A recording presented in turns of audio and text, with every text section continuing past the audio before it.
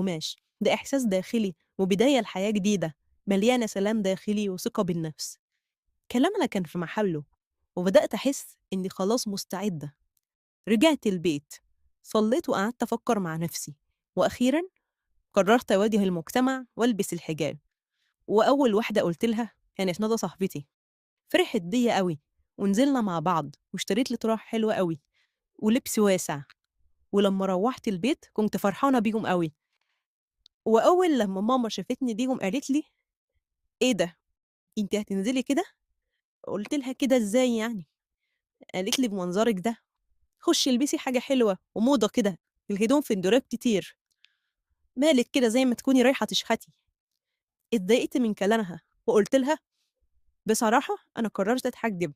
طبعا اتصدمت واتقهرت لما اخواتي شافوني وقعدوا يتريقوا عليا، واختي الكبيرة قعدت تقول لي الشيخة نور وتضحك.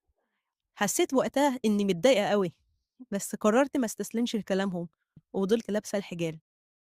وفي يوم في رمضان كنا معزومين إحنا وقرايبنا كلنا عند خالتي. أول ما دخلنا وخالتي شافتني استغربت من شكلي وقالت لي: ليه تعملي في نفسك كده؟ قلت لها: عملت إيه يعني؟ عشان اتحجبت؟ ما هو الحجاب فرض. قالت لي: انت كده كبرتي نفسك، ومش هيجيلك عرسان لما تكبري، لأن شكلك هيكون أقل واحدة في صحابك في الجمال. ردت خالتي التانية وقالت لي: انت كده يعني قريبة من ربنا؟ احنا برضو بنعرف ربنا على فكرة، بس احنا مش بنحب نتظاهر قدام الناس. قلت لها: انا بحاول يا خالته ابقى ملتزمة.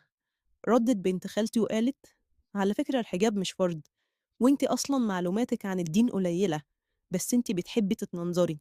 وكلهم قعدوا يضحكوا. ولما دخلت ثانوي قررت أنا وندى إننا نلبس الخمار ونوسع لبسنا أكتر. وفعلا ده اللي حصل. وكانت المدرسة ما فيهاش بنات لابسين خمار كتير، عشان كده معظم البنات كانوا بيتجنبونا، وللأسف كان صعب علينا نكون صداقات. فقررنا نشترك في نادي عشان نرفه عن نفسنا شوية. ولما رحنا لاحظنا إن البنات هناك كلهم مش محجبين. لقينا صالة بيلعبوا فيها رياضة، فقلنا نشترك فيها يمكن تكون حلوة. ولما رُحنا نتكلّم معاهم قالوا لنا ما ينفعش نشترك عشان إحنا محجّبين، وشروط المكان إن البنات تكون بشعرها. اتضايقت أوي، ورجعت البيت قعدت أعيّط، وحسّيت إن كل الناس رافضاني. قُمت صلّيت ودعيت ربنا كتير إن ألاقي نَفْسي في حاجة، وإن الفترة دي تعدّي. تاني يوم بالليل لقيت بنت عمي بتكلمني وبتقول لي إنهم بكرة متجمعين في كافيه فاتح جديد، وإن كل بنات عمي وعماتي هيقضوا اليوم هناك. اتبسطت قوي وقلت فرصة أغير جو. لبست وكان شكلي حلو ونزلت